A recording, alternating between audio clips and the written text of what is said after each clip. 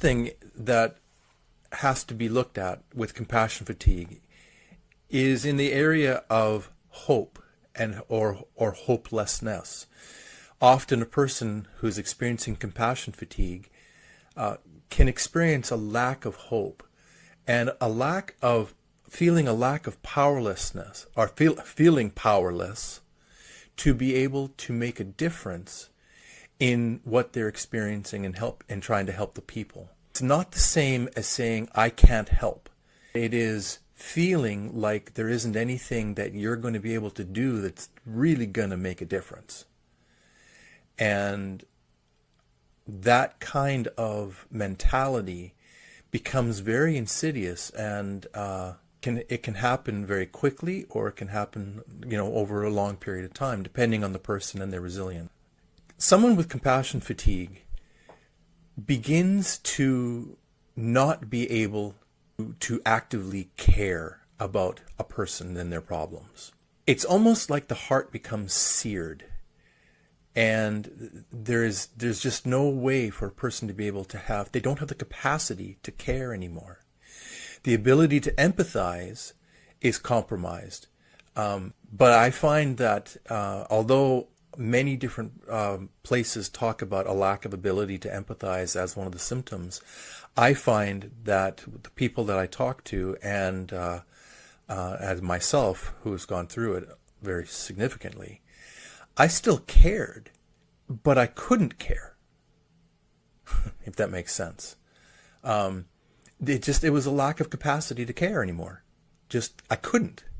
I just couldn't.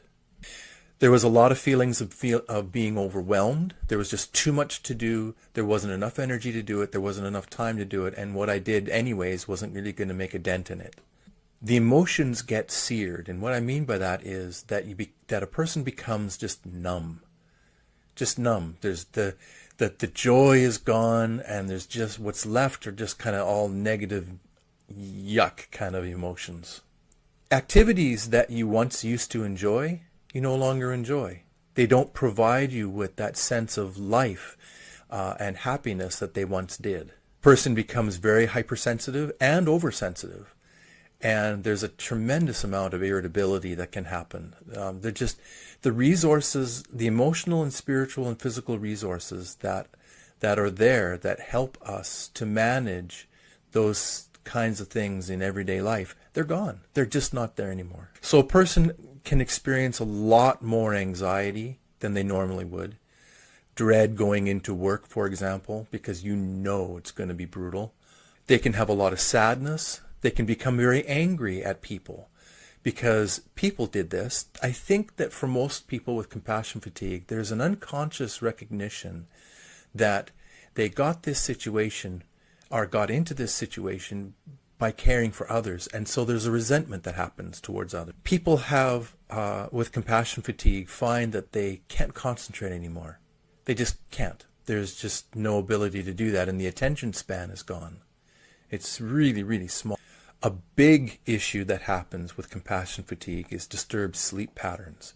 Whether somebody can't get to sleep, whether they stay asleep, whether they have recurring nightmares, or they have constantly waking up in the night. The ability to find rest is just